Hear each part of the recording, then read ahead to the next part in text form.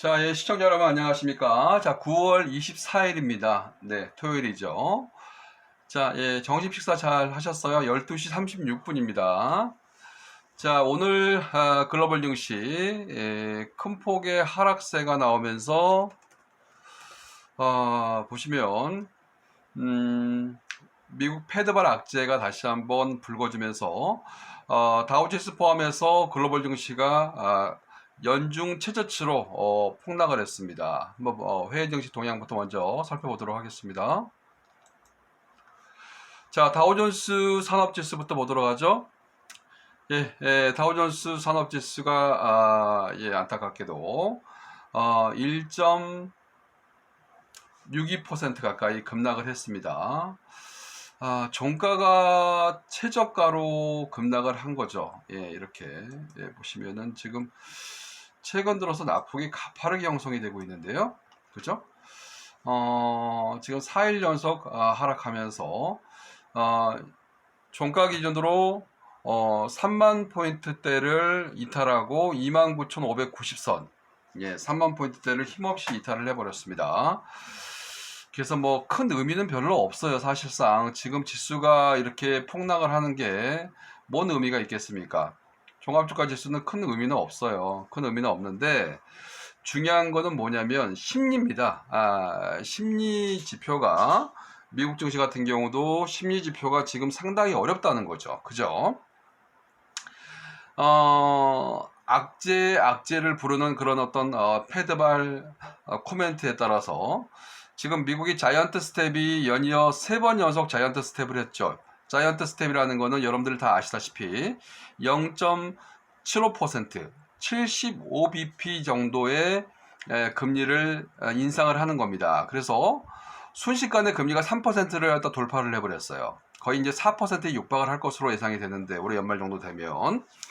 그래서 이제 가장 중요한 건 금리 인상은 악재가 아닙니다. 분명한 거는 여러분께 누누이 말씀드리지만 매크로적인 시각을 보더라도 거시적인 시각을 보더라도 금리 인상이라는 거는 통화량이 유동성이 굉장히 많이 풀려 있기 때문에 그 정상적으로 팬데믹 때 금리를 갖다가 정상적인 금리를 갖다가 인하했지 않습니까? 제로로 원위치 시키는 그런 단계입니다. 지금은 3% 정도에 있던 그 국제 금리, 미국 금리 같은 경우도 한 3% 정도 있었는데 코로나19가 터지면서 전 세계 금융시장 할 것 없이 전 세계 모든 경기, 모든 시스템이 셧다운이 됐기 때문에 할 수 없이 미국은 어마어마한 달러를 찍어서 시장에 방출을 했고요. 그죠? 유동성을 풀었고 그 과정에서 금리, 가장 중요한 금리도 제로 베이스까지 내렸던 것입니다. 근데 지금 코로나19가 이제 거의 종식 분위기니까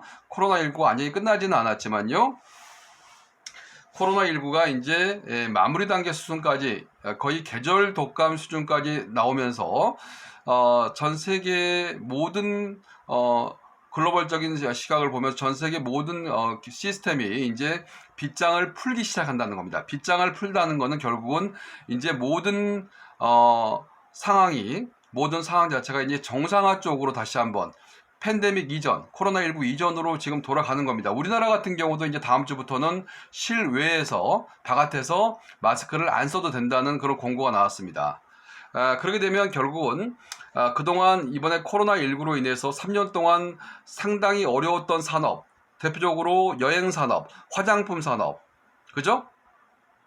소비재 섹터에 있는 여러 가지 산업들, 가장 심각했던 게 마스크를 씀으로 인해서 가장 피해를 봤던 1번이 결국 화장품 업종입니다. 두 번째, 호텔이나 숙박 업종입니다. 여행 산업들. 그죠? 그 다음에 이제 음식료 업종들. 예, 자영업자들이 많이 하는 음식료 업종들, 뭐 술과 관련된 여러 가지 음식료 업종들, 식음료 업종들. 그런 업종들도 이제 호재가 발생이 되는 거죠. 여러분들이.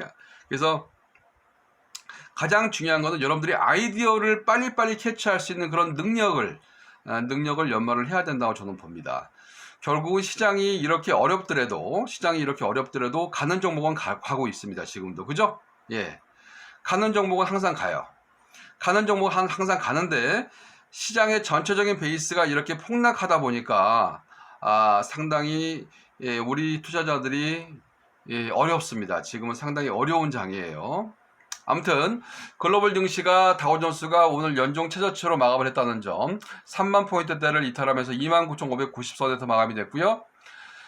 자, 기술주 중심의 나스닥 종합주가 지수도 1.8% 가까이 하락하면서 1867포인트대로 또다시 저점 밴드를 이탈을 했습니다. 그죠? 네, 요 밴드를 이탈을 하면서 나스닥 지수가 보시면은 여러분들 7월달 저점 수준까지 7월달 저점 수준에 거의 육박을 했습니다. 다우는 신저가를 깨버렸고요. 다우 지수는 신저가를 깨버렸고 지금 나스닥 지수는 어떻게 됐습니까? 나스닥 지수 같은 경우는 신저가를 깨지는 않았지만 거의 지금 해외 차트를 보면 그런 분위기라는 거죠. 그죠?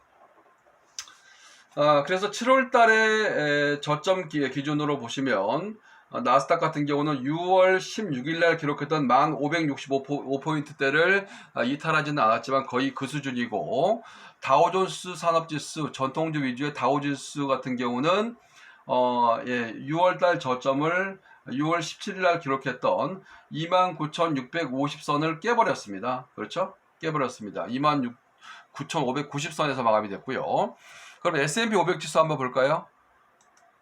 자, S&P 500 지수입니다. S&P 500 지수 보시면 S&P 500 지수도 거의 이제 저점 밴드 수준까지 왔네요. 그죠? 요 수준이니까.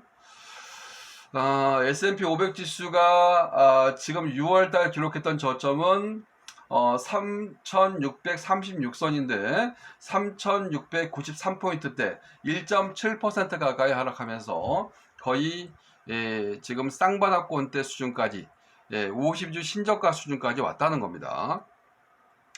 그래서 미국 증시가 이렇게 계속해서 지금 하방적으로 급락하는 이유가 결국은 뭐겠습니까? 결국은 불확실성입니다. 미국 같은 경우도 불확실성에 의해서 이렇게 급락을 한 것입니다. 그죠? 근데 이 급락의 어떤 원인을 여러분들이 아셔야 됩니다. 저는 그렇게 봅니다. 지금은 불안해하실 필요는 없다고 봅니다. 왜 그러냐면 악재란 악재는 다 터졌어요. 악재는 다 터졌고, 특히 국내적인 요인을 보면은요, 지금 정치적인 어떤 이슈도 상당히 복잡합니다. 새로운 신정부가 들어서고 나서 제대로 된 역할을 잘 못하다 보니까 정치적인 불확실성, 두 번째 북한과의 관계도 별로 안 좋죠. 두 번째 그런 악재들, 세 번째 우리나라 같은 경우는 수입국이기 때문에 수출도 많이 하지만 수입을 많이 하게 하는 나라이기 때문에 환율이 상당히 중요한데, 환율이 1,400원 가까이 급등한 게 지금 우리나라가 IMF 외환위기 이후에 최대로 어려운 그런 상황입니다. 지금 2008년 서브프라임 때보다 더 어려워요, 환율이. 예, 그런 상황이에요. 그래서 환율발 악재, 그래서 인플레이션 공포, 우리나라 국내 같은 경우도 지금 금융통화운용위원회, 한국은행 산하에 있는 금융통화운용회에서 금리를 결정을 하는데 지금 그 한국은행 총재가 계속해서 우리나라도 거의 자이언트 스텝급의 금리를 올릴 수 있는 그런 가능성도 있는데, 여하튼간에 우리나라는 25pb 수준 쪽으로 먼저 선행해서 우리나라 같은 경우는 금리를 올렸기 때문에 미국을 따라가는 그런 신용을 지금 내고 있는 것입니다. 아무튼간에 어찌됐든 간에 어쨌든 시장은 악재란 악재는 지금 다 나왔다라고 보시면 될 것 같아요. 악재란 악재는 다 나왔다고 보시면 될 것 같고, 그런 측면입니다. 그래서 뭐 지수는 지금은 별로 의미가 없는 것 같아요.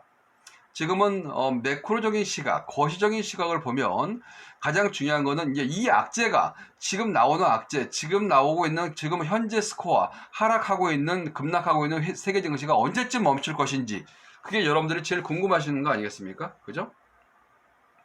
여러분들이 제일 궁금하신 점이 지긋지긋한 하락 국면이 언제쯤 멈출 것인지가 가장 중요할 것입니다. 그래서 이 청월 블루문 우리 구독자 여러분께서 가장 지금 힘드신 시기인데, 그렇죠? 계좌가 지금 녹아들었고 계좌에 전부 다 지금 손실률이 만만치 않을 겁니다. 예, 저도 마찬가지예요. 지금 투자를 하고 있는 저도 지금 다 수익을 보고 있는 건 아닙니다. 포트폴리오에 수익을 나는 종목도 있지만 손실을 보고 있는 종목도 많아요. 예, 다 여러분들하고 똑같습니다.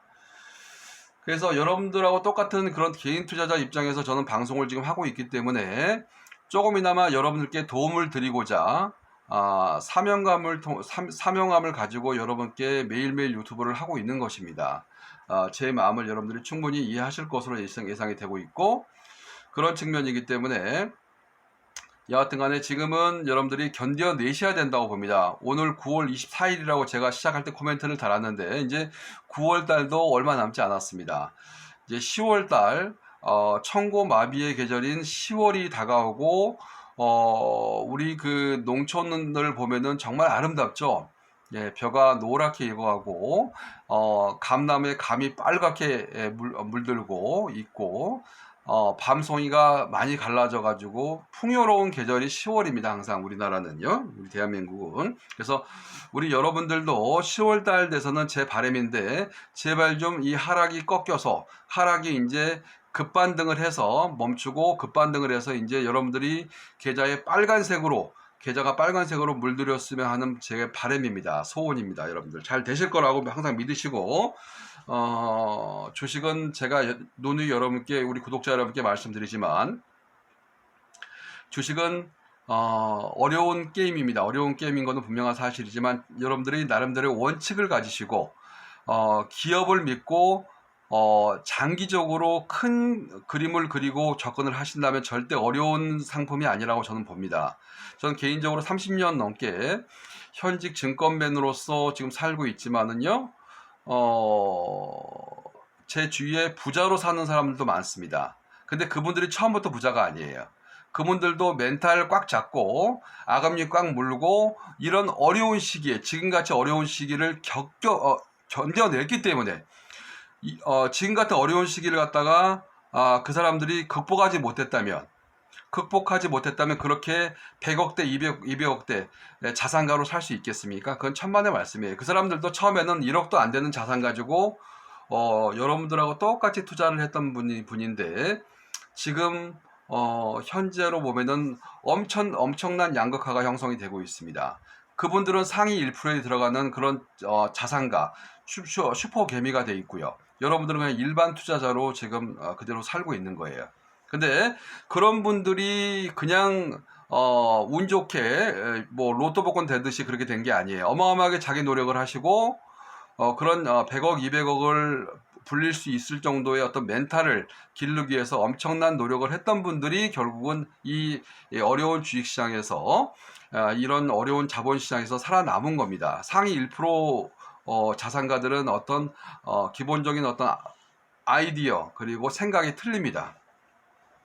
그래서 여러분들한테 제가 유튜버 방송을 하는 거는 우리 구독자 여러분들도 제가 가지고 있는 조그만한 어떤 기술을 그리고 경험을 여러분들한테 조금 전달해 주고 싶은 마음으로 사명감으로 유튜브를 갖다가 하는 거니까 여러분들이 항상 저한테 감사하다고 생각을 하셔야 됩니다. 네.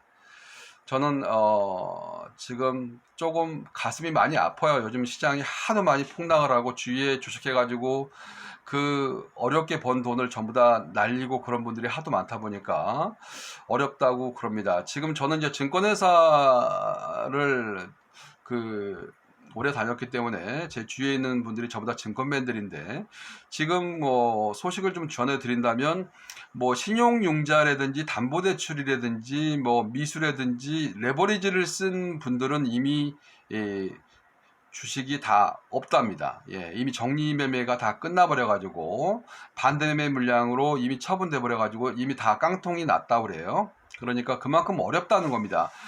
제 경험으로 보면 지금 98년 우리나라가 IMF 외환위기가 가장 큰 타격이었고요. 그 이후에 2008년도 미국발 서브프라임 위기 때가 또 한 번 큰 타격이었는데 그때보다도 지금 현재 스코어가 증권맨들은 증권시장은 더 어렵다고 그럽니다.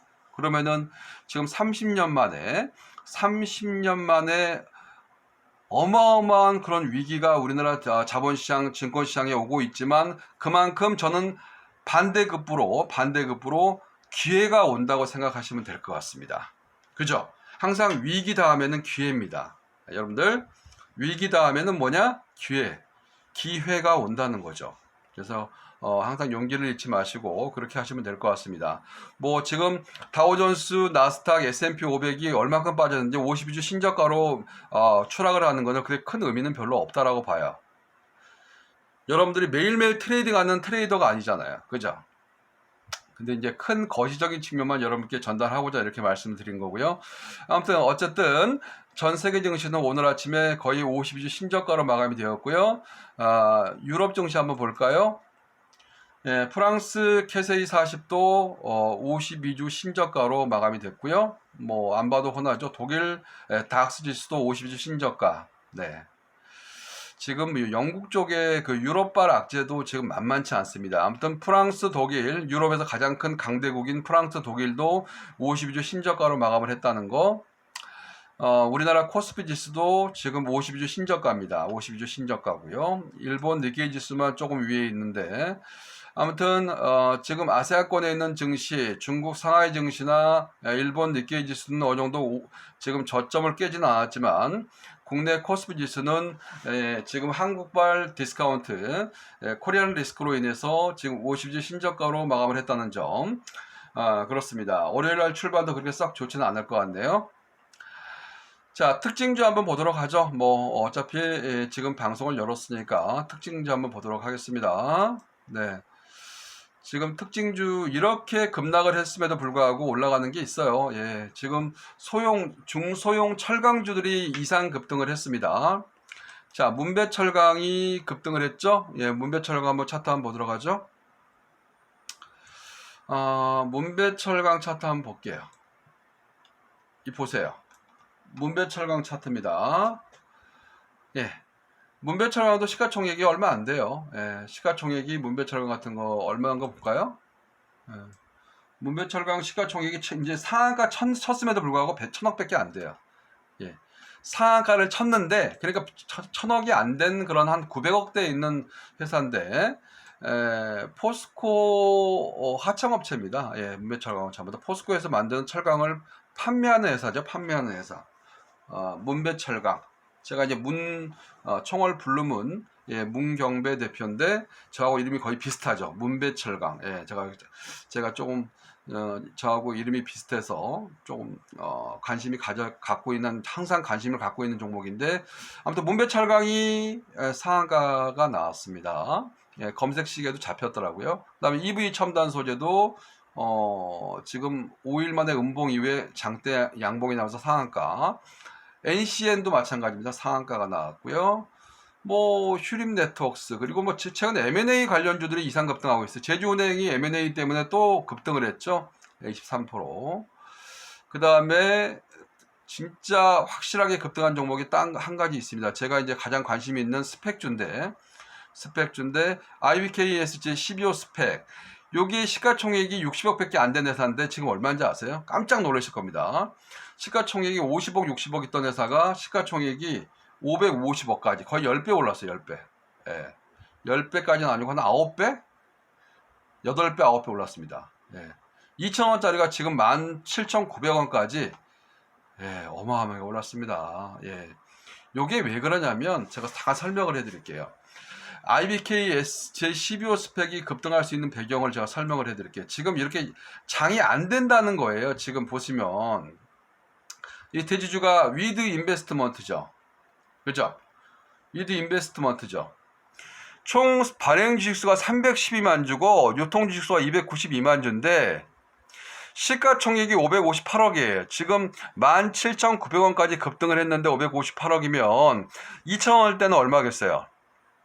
60억 아니고 60억. 발행 주식이 300만 주니까 60억 아니에요. 2, 3만 6. 60억짜리를 558억까지 끌어올렸으면은 대단한 거죠. 그죠? 스펙은 아무것도 없어요. 그냥 세력이 끌어올린 거예요. 예, 보시면. 근데 한 가지 아셔야 될 점은 뭐예요? 여기 지금 텅 비어 있죠. 이 회사가 4월 22일 날 거래가 정지되면서 7월 15일 날 다시 한번 거래가 재개되면서 폭락을 했어요. 2,185원으로. 스펙 합병이 결정되고 나서 항상 3개월 정도는 거래가 정지됩니다. 그건 아셔야 돼요, 여러분들이.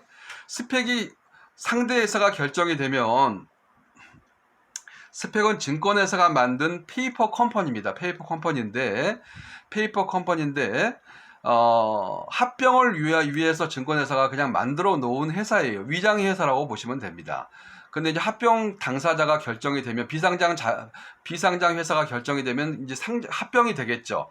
합병이 결정되면 3개월을 거래 정지시키고 나서 거래가 재개되고 나서 한 2달 정도 있다가 최종적으로 비상장 회사로 이름이 변경이 됩니다. 상호가. 그래서 이제 7월 15일 날 2,100원대에서 급락을 했는데 2,300원대에서 급락을 해서 2,185원에 시작을 했는데 요때 세력이 들어온 거예요. 30만 주. 그죠? 개인 순매수가 30만 주 잡혔죠. 세력이 이때부터 슬슬 모은 겁니다. 왜? 시가총액이 60억밖에 안 되니까 회사니까 슬슬 모으다가 2주 이상 슬슬 모으다가 그냥 그래도 이 60억밖에 안 되니까 60억짜리 마음만 먹으면 그렇게 충분히 끌어올립니다. 시가총액이 전부 다 해가지고 유통 물량을 전부 다 60억밖에 안 되는 회사를 갖다가 마음만 먹으면 끌어올릴 수 있겠죠. 2,000원짜리를 지금 얼마까지? 17,900원까지 한 달 보름 만에 거의 한 2달 만에 8월 4일부터 스타트를 끊었죠. 이렇게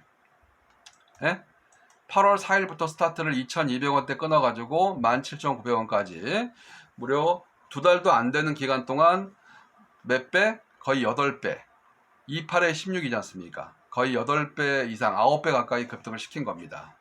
대단하죠? 예. 이거 가지고 있는 분들은 대박 난 거예요. 2천만 원이 지금 1억 7,900 된 거예요. 예. 2천만 원이 1억 7,900 된 거라는 거죠. 네. 차트 한번 볼까요? 이렇게. 예. 그래서 스펙도 제가 만약에 이제 제가 그 한국경제TV에서 10월달 다음 달에 10월달에 한국경제TV 와우넷에서 이제 전문가로 공식적인 런칭 오픈이 되는데 그때 이제 제 방에 유료 회원으로 입장을 하시게 되면 이런 다양한 무기들 스펙에서 스펙을 어떻게 공략을 하며 어떤 스펙을 갖다가 공략을 해야 되고 어떤 시점에 공략을 해야 되고 그런 무기들도 여러분께 말씀을 드리고자 오늘 특징주에서 IBKJ 12호 스펙에 대해서 여러분께 언급을 드렸습니다. 예, 방송이 좀 길어지는 것 같아서 오늘은 이만 줄이도록 하겠습니다. 예, 청월 블루문이었습니다. 고맙습니다. 주말 잘 보내십시오.